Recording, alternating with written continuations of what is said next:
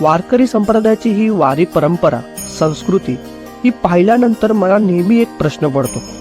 तो म्हणजे एवढा मोठा सोहळा पण कोणालाही निमंत्रण नाही. 18 पगड जातीचे वारकरी पण कधीही वाद नाही.